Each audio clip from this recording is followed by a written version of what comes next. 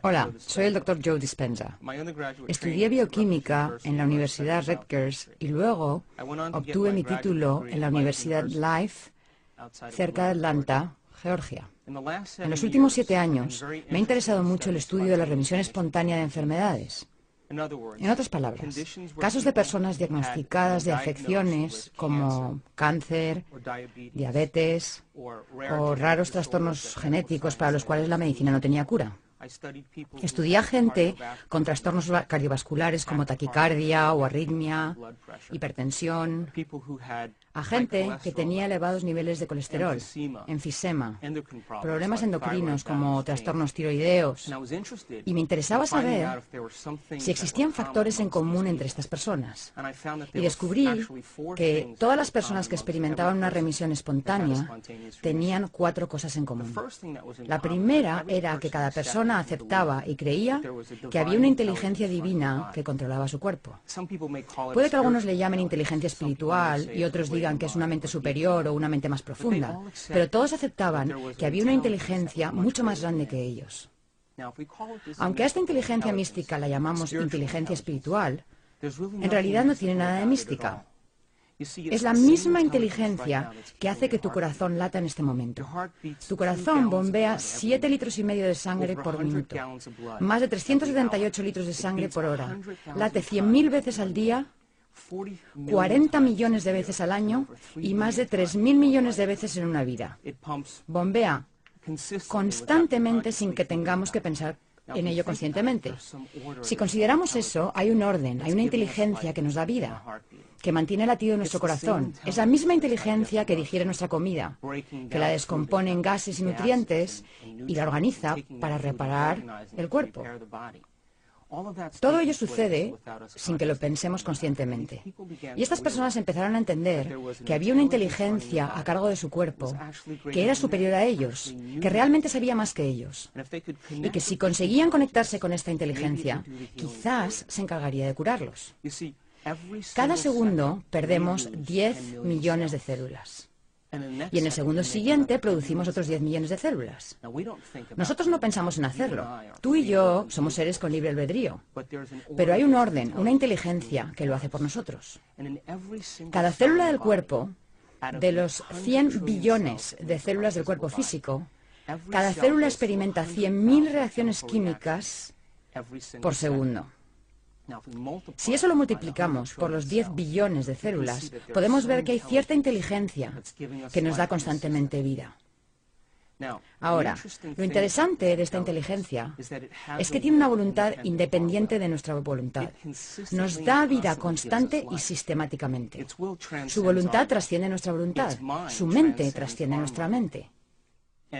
Y mantiene un orden en el cuerpo físico. Un ejemplo serían las enzimas activas en el ADN de las células. Hay 3.200 millones de ácidos nucleicos en los genes de una célula. Esta inteligencia envía proteínas a lo largo de los ácidos nucleicos y corrige las mutaciones para que no nos descompongamos.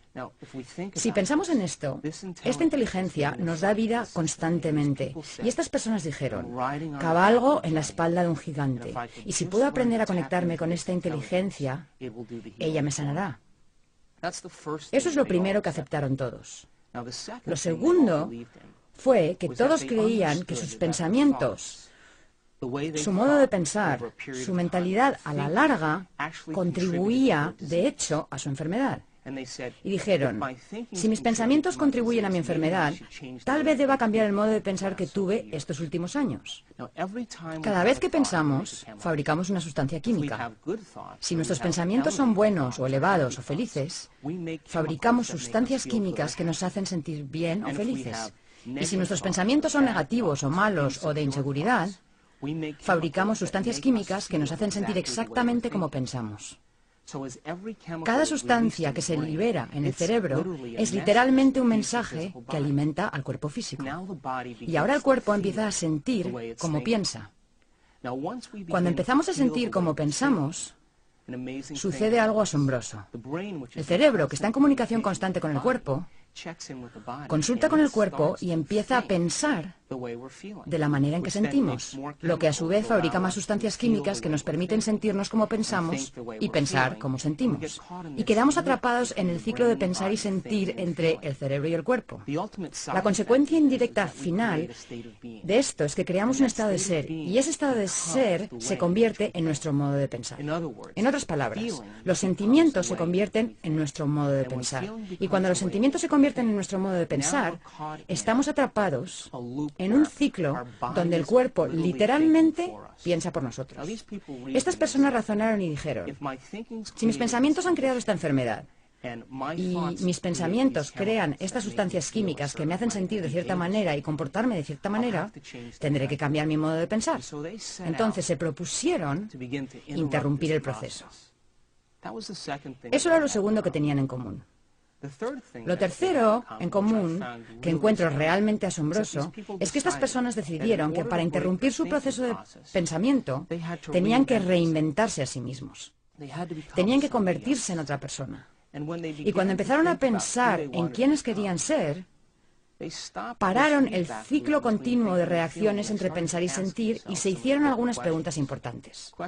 Preguntas como estas: ¿cómo sería ser una persona feliz? ¿A quién conozco en mi vida que sea feliz?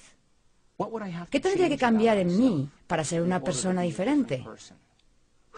¿A quién de la antigüedad admiro, que haya sido magnífico, que yo haya estudiado, cuyas habilidades y virtudes pudiera aplicar para empezar a formular un nuevo ideal de mí mismo o de mí misma?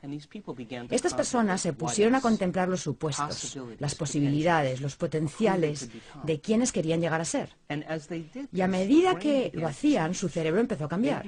Empezaron a pensar de otro modo. Y el proceso de pensamiento empezó a formar conexiones en su cerebro que se convirtieron en una plataforma para su modo de ser.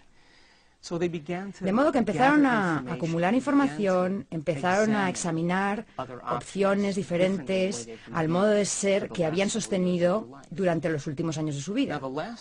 Lo último que tenían en común, la cuarta cosa, es que cuando estas personas se reinventaron a sí mismas, pasaban largos ratos sin tener noción del tiempo y del espacio. En otras palabras, se hallaban tan absortas en lo que estaban pensando, tan sumidas en su metamorfosis, que cuando abrían los ojos, o encendían la luz de la habitación, o se destapaban los ojos, les había parecido 5 minutos, pero había pasado 1 hora y media o 2 horas.